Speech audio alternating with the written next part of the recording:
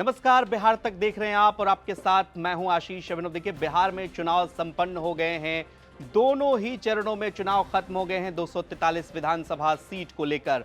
अब सबकी दिलचस्पी इस बात को लेकर है कि आखिर सीट पर एग्जिट पोल क्या है, आपकी सीट पर एग्जिट पोल क्या कुछ कहता है, ये हम आपको बताएंगे इस वीडियो में। आपके विधानसभा सीट का हाल बताएंगे, कौन से प्रत्याशी चुनाव जीत रहे हैं ये भी बताएंगे।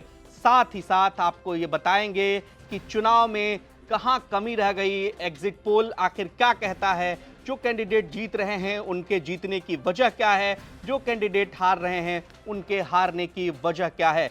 चलिए इसी कड़ी में बात करते हैं बिहपुर सीट को लेकर। बिहपुर सीट पर महत्वपूर्ण सीट है, बीजेपी की मजबूत सीट रही है। कुमार शैलेंद्र बीजेपी के टिकट पर यहां से 2020 में चुनाव जीते थे। फायर ब्रांड नेता के तौर पर इनकी पहचान है उस क्षेत्र में। अर्पणा कुमारी यहां से महागठबंधन की प्रत्याशी हैं, वीआईपी ने इन्हें कैंडिडेट बनाया है। पवन चौधरी को जनसुराज ने कैंडिडेट बनाया। लेकिन देखिए, कुमार शैलेंद्र 6129 वोट से 6129 वोट से पिछला चुनाव जीते थे और शैलेश कुमार मंडल को चुनाव में उन्होंने हराया था।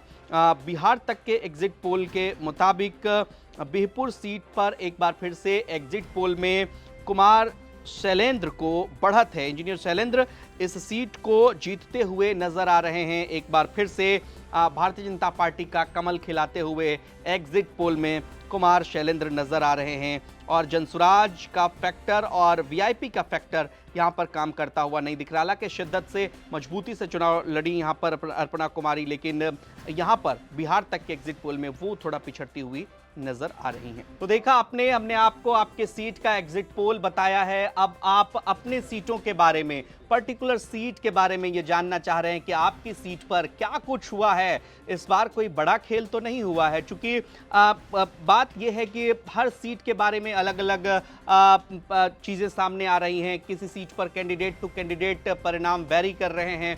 243 विधानसभा सीट का अगर आपको एग्जिट पोल देखना है तो बिहार तक के वीडियो सेक्शन में आइए, सारा वीडियो वहां पर उपलब्ध है। और साथ ही साथ आप कोई अपना ओपिनियन देना चाहते हैं कि एग्जिट पोल में आप क्या सोचते हैं, पर्टिकुलर जिस सीट के बारे में अभी हम बात कर रहे हैं उस सीट को लेकर, या फिर 243 विधानसभा सीट को लेकर महागठबंधन को कितनी सीटें आ रही हैं, तेजस्वी यादव ने किस तरीके से चुनाव लड़ा, नीतीश कुमार ने किस तरीके से चुनाव लड़ा, क्या एक बार फिर से बिहार में नीतीश कुमार की सरकार बन रही है या तेजस्वी यादव नीतीश कुमार को सत्ता से हटा देंगे।